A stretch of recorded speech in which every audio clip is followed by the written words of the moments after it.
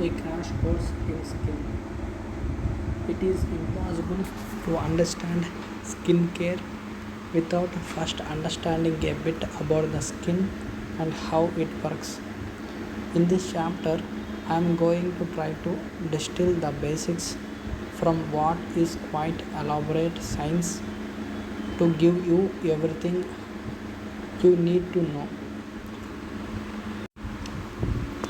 Human skin is a complex biological organ straddling the junction between beauty, health, and disease. Straddling the junction between beauty, health, and disease. Rightly or wrongly, good skin, particularly of the face, has long been considered a marker of attractiveness. It is closely linked not just to the visual aesthetic but also to self esteem, confidence, and how we view ourselves. Skin, however, is more than just skin deep. Skin, however, is more than just skin deep.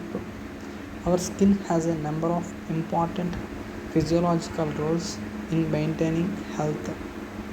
It provides a physical and biochemical barrier to the outside world, simultaneously protecting us from ultraviolet light from the sun, preventing water loss, and blocking the entry of unwanted microbes and chemicals. Cells of the immune system are ubiquitous in the skin, preventing infection. Body temperature is regulated by blood vessels in the skin. Skin is a vital sensory organ and site of vitamin D production. We can become so obsessed with making our skin look good that we forget to thank it for all the amazing things it does for us every day. Now let's talk about the skin structure. To understand exactly how beauty products work, why common skin problems occur, and what happens to our skin as it ages, it is important to have a basic understanding of normal skin structure and its constituent components.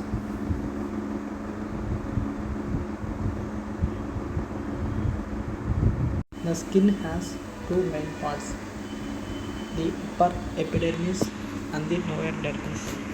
These together sit on top of a layer of fat and connective tissue that gives the skin its support.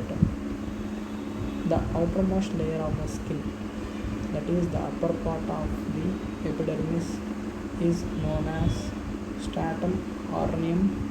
This is made up of dead skin cells that are integral to the skin's function as a barrier. Skin cells turn over approximately every 28 days. Skin cells turn over approximately every 28 days, with cells from the upper layers being continually shed and replaced by cells from deeper layers.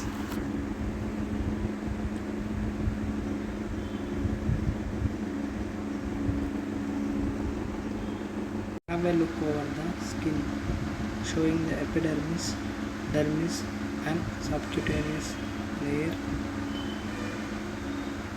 which is comprised of fat. Right, you can see the nerve endings, you can see the sebaceous glands, hair follicle, hair root, sensory nerve, blood vessels, and sweat gland in this image. The epidermis. The epidermis is the outermost part of the skin the bit that gets up close and personal with the outside world.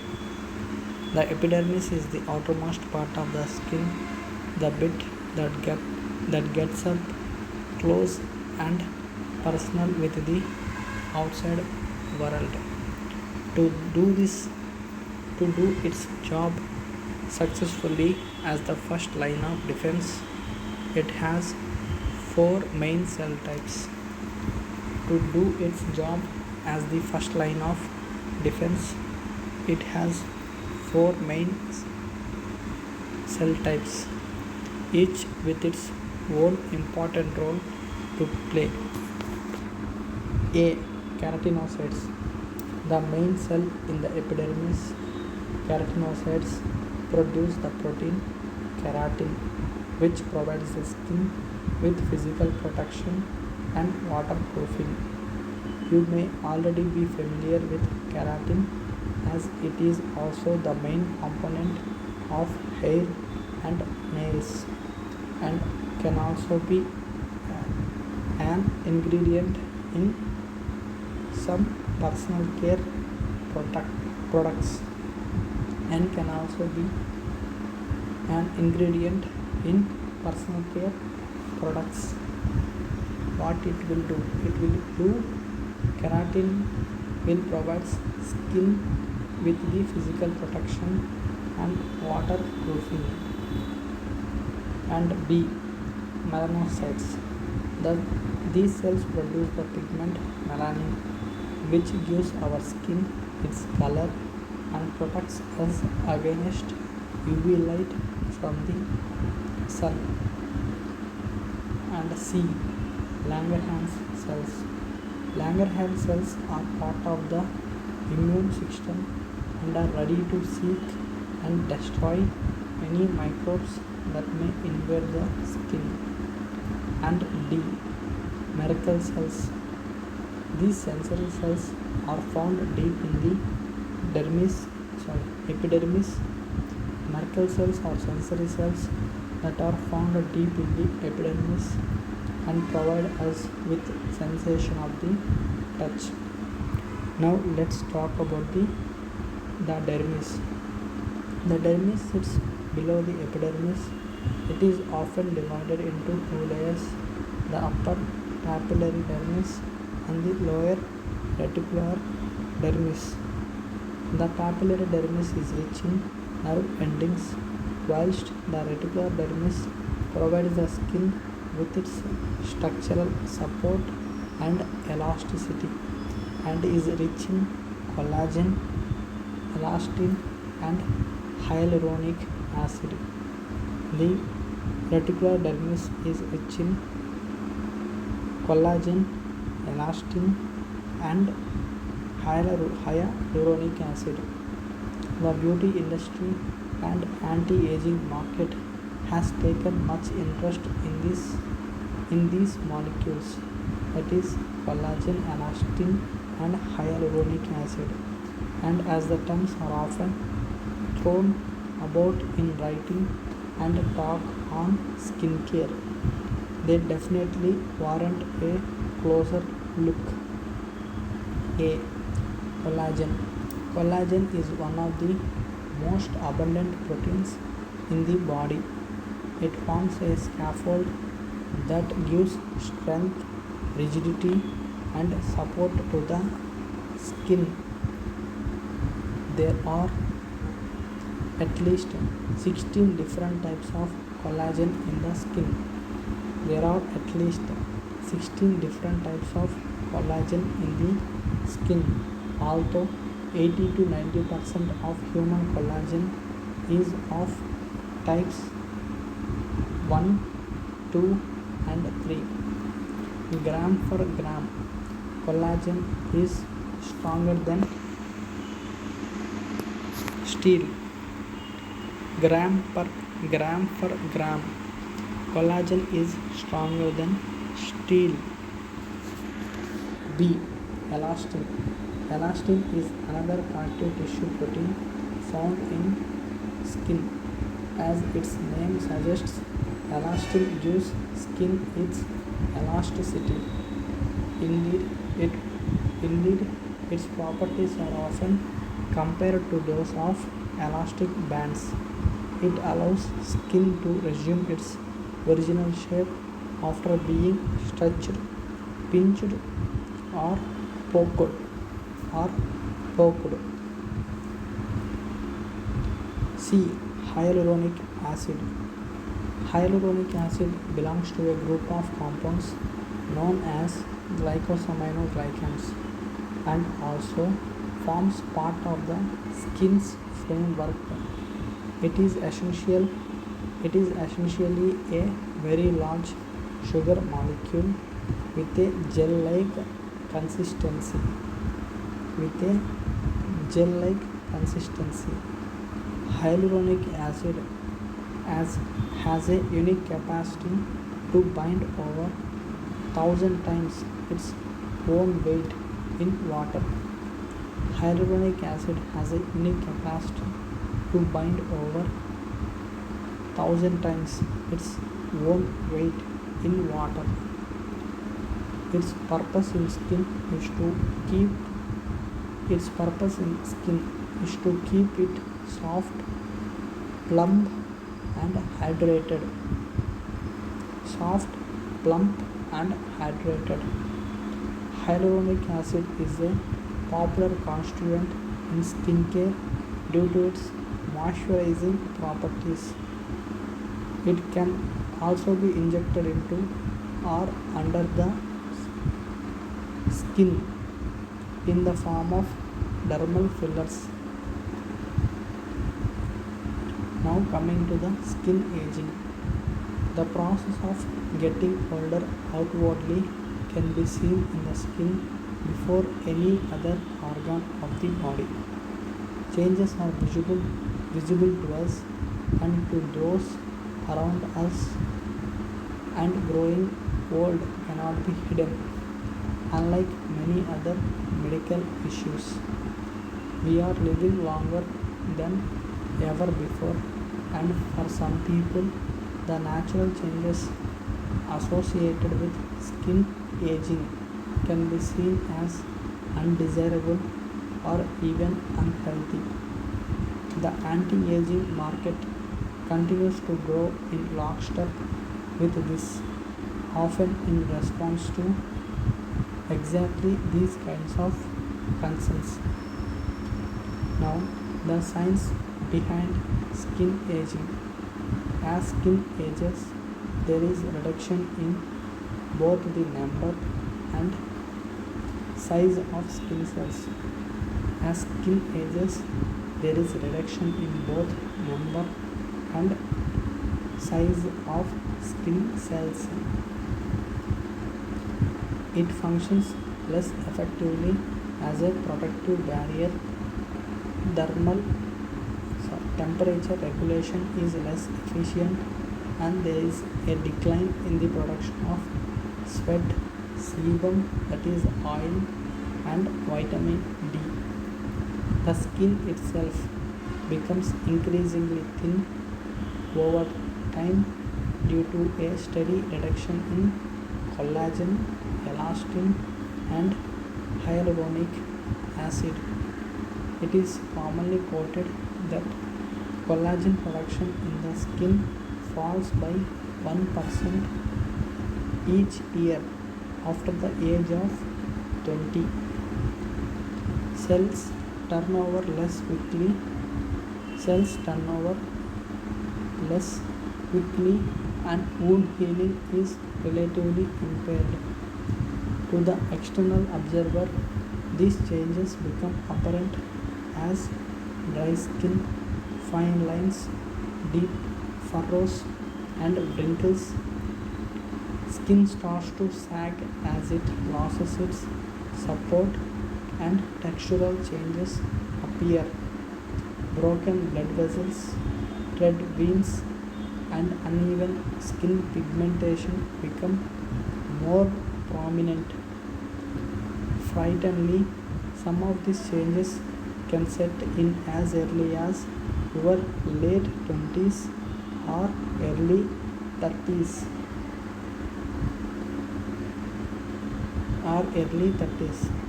Frighteningly, frighteningly, some of these changes can set in as early as your late 20s or early 30s. Aesthetics aside, aging also affects the skin's immune response, and certain skin cancers become more as we get older. Now let's talk about the what causes skin aging.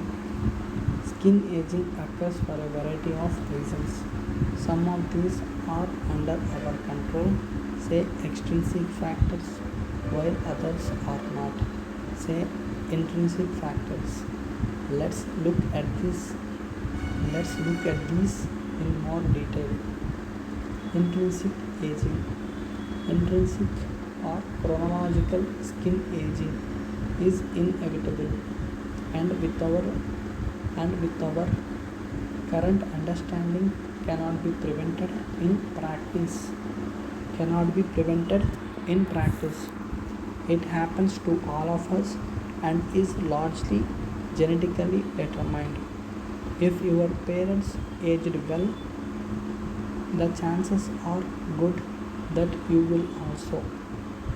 We have learned much about the mechanisms of aging in recent years, and a number of underlying causes have been hypothesized. These include 1. A telomere shortening, B. Mitochondrial damage, C. Hormonal changes, and C. Hormonal changes. Let's talk about the A. Telomere shortening. Our DNA is tightly packaged into thread-like structures called chromosomes. Telomeres are specialized regions found at the ends of the chromosomes and are analogous to the plastic tips found at the ends of shoelace and are analogous to plastic lace found at the shoelace, and these are analogous to plastic tips at the tips of the shoelaces. Telomeres prevent the ends of the chromosomes fraying or sticking to one another. Each time a cell divides, its telomeres gets shorter, and when they get too short, the cell is no longer able to divide. It consequently becomes inactive or dies. The process of telomere shortening has been linked to skin aging as well as certain human diseases. Although there is a lot of ongoing research in this area, we do not yet understand telomeres well enough to develop a safe cure for telomere shortening. And now let's talk about the B, that is mitochondrial damage. Mitochondria are the tiny powerhouses inside human cells, converting oxygen and nutrients into chemical energy that powers them. Energy production generates free radicals, harmful molecules which have the ability to damage the cell itself over time, and if allowed to accumulate. The processes by which mitochondria generate energy, therefore also the processes by which mitochondria generate energy, therefore also have the ability to damage it, rendering cells past their sell by date. The process The processes by which mitochondria generate energy, therefore, also have the ability to damage it, rendering cells past their sell-by date. C. Hormonal changes.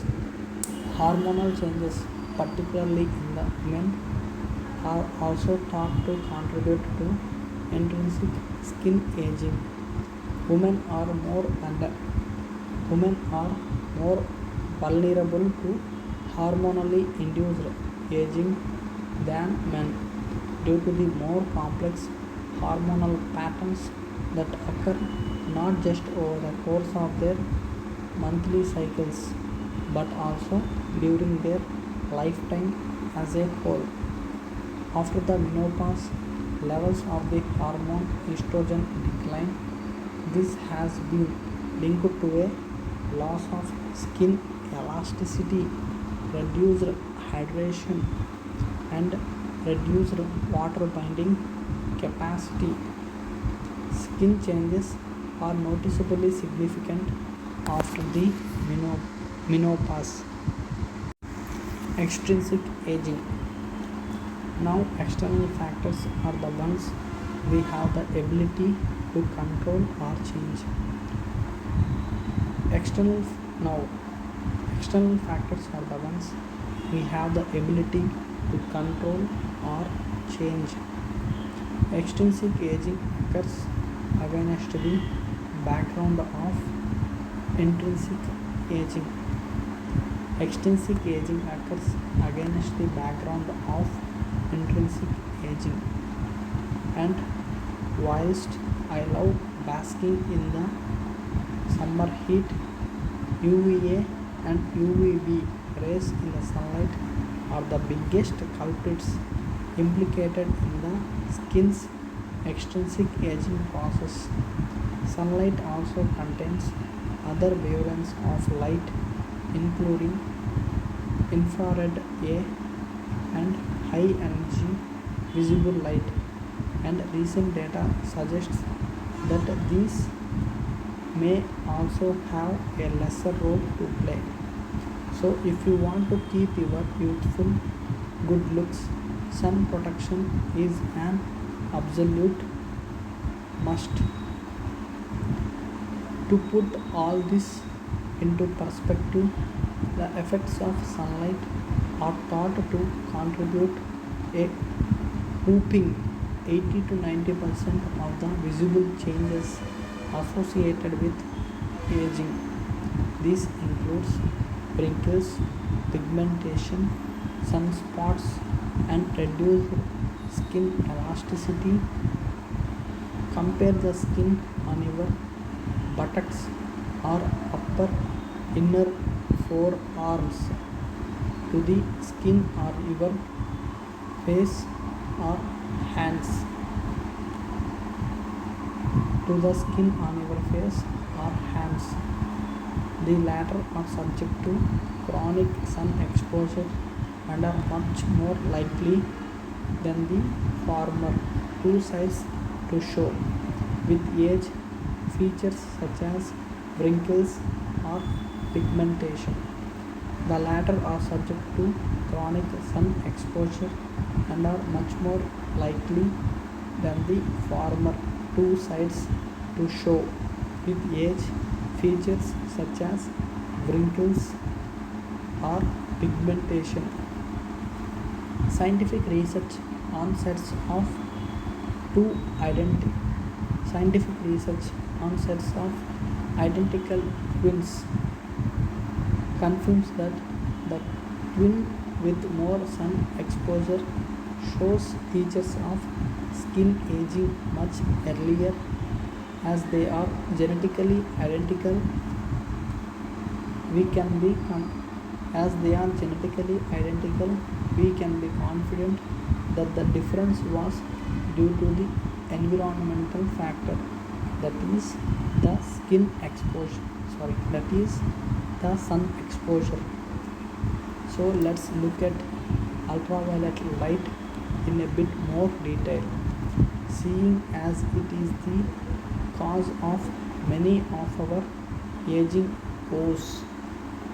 UVA is the predominant ray, and the ratio of UVA to UVB rays is on the average 20:1.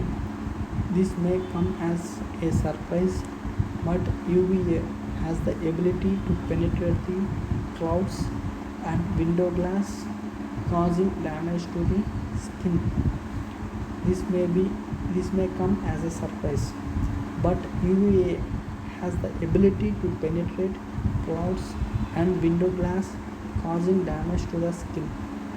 This is something to think about if you spend a lot of time driving or near windows. This is something to think about if you spend a lot of time driving or near windows. The proportion of UVA reaching the Earth's surface is relatively constant throughout the year, but due to environmental factors such as cloud cover, the proportion of UVB reaching the Earth's surface peaks in the summer months. In the UK, due to our latitude, it is very little UVB in the winter months. The different types of UV light interact with our skin at different depths. UVB rays with a shorter wavelength than UVA mostly penetrate the upper skin layers or epidermis. It is UVB that primarily causes skin reddening and skin burn. UVA rays have the ability to penetrate the skin more deeply, affecting the lower dermal layers, but do not significantly contribute to redness or sunburn. UVA has long been considered both the aging and tanning ray. UVA has long been considered both the aging and tanning ray. Both ultimately damage your skin, and so, not too surprisingly, we need protection against both. How does UV light from the sun cause skin aging? UV light causes damage to the skin via a number of molecular mechanisms. We still have a lot to learn in this field, but research is providing more answers and therefore driving our skincare choices. About 50% of UV damage is from its causing the formation of free radicals, which are harmful to skin cells. The rest of the damage is from UV light causing direct cell injury and DNA damage. The UV light has been shown to activate enzymes known as matrix metalloproteinases. These break down collagen and damage the skin's support structure, making it sag or deepening wrinkles. These enzymes also have the ability to prevent new collagen production. What you will see in the mirror as a result of these processes is sagging, wrinkles, and thin, inelastic skin. The kinds of things we typically associate with aging.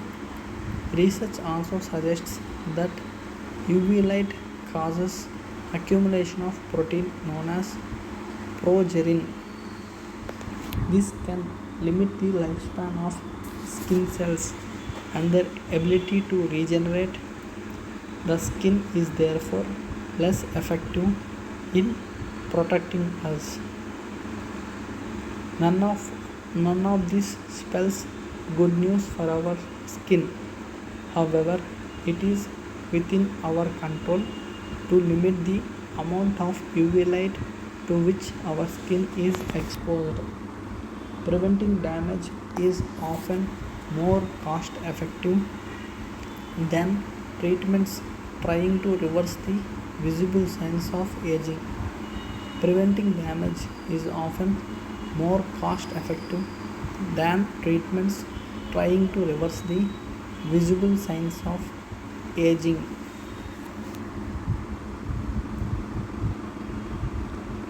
If we think about it in these terms, why spend thousands of pounds undergoing invasive procedures to correct skin damage when you could spend under Euros 20 on sunscreen to prevent the damage in the first place?